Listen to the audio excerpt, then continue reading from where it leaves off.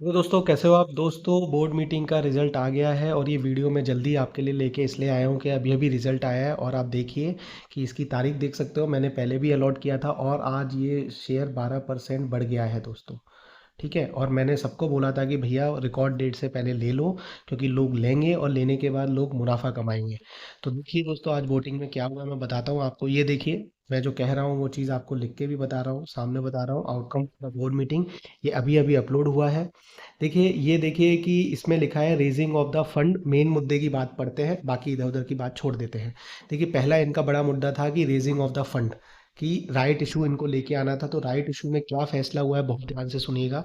देखिए, ये लोग लिखते हैं कि approval for raising of the fund through the issuance and allotment of the equity share of the company having a face value of 10 equity share for an aggregating amount not exceeding 260 crore.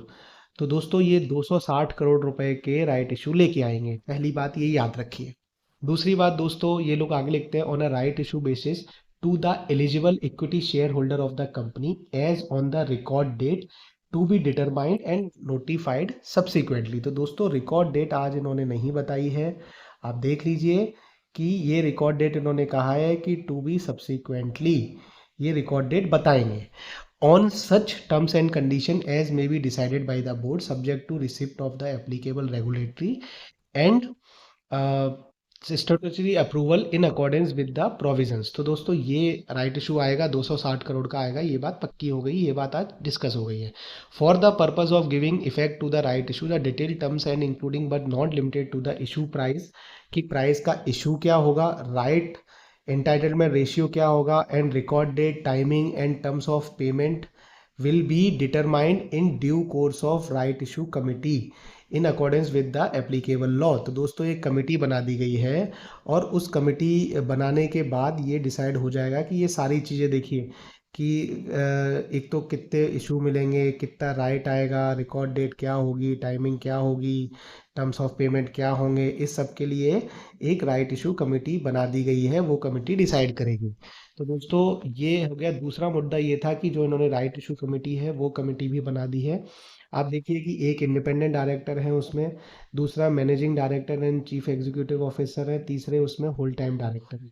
ये company की जो policy के अलावा ये लोग decide करेंगे कि कितना राइट इशू कब देना है, किसको देना है। दूसरा दोस्तों, कि दूसरा डिसीजन ये किया है इन्होंने कि approval of conversion of loan into equity in Holi own अब सब्सिडरी। तो इन्होंने दोस्तों जो अपनी सब्सिडरी को लोन दे रखा है उसको ये इक्विटी में कन्वर्ट कर लेंगे। मतलब बेसिकली एक तरीके से इनकी जो नीदरलैंड की जो कंपनी है उसमें जो इन्होंने पैसे लगा रखे हैं, जो लोन दे रखा है 283 करोड़ रुपए का, तो दोस्तों उसकी जगह ये उसकी शेयर होल्डिंग ले लेंगे। तो एक तरीके से कंपनी को बेनिफिट है।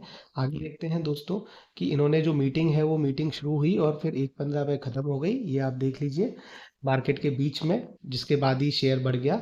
और दोस्तों, ये उसके बाद कुछ इन्फॉर्मेशन है कि इक्विटी शेयर आएगा, राइट इशू 260 करोड़ का आएगा। राइट इशू मतलब आपको मिलेंगे एक के दो। अब ये कब आएगा, कब जल्दी ही आएगी, ये कमेटी डिसाइड करेगी और डेट अनाउंस करेगी।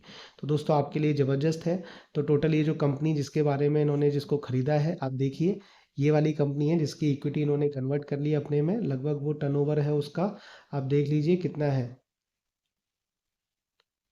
तो ये बहुत ही कम है, लेकिन कोई दिक्कत नहीं है। कंपनी आगे काम करेगी और कंपनी इस सेक्टर में काम करती है। तो ये कुल मिला के सारी अच्छी डील है, अच्छी अच्छी खबर है। तो आज पास हो गया है, बेसिकली पास हो रहा था राइट इशू, वो पास हो गया। आप मौज करिए बल्ले बल्ले, और आप इसके शेयर बना के रखिए, क्योंकि कभी भी किसी भी दिन डेट अनाउंस हो जाएगी तो आप चूक ना जाए मौका। All the best.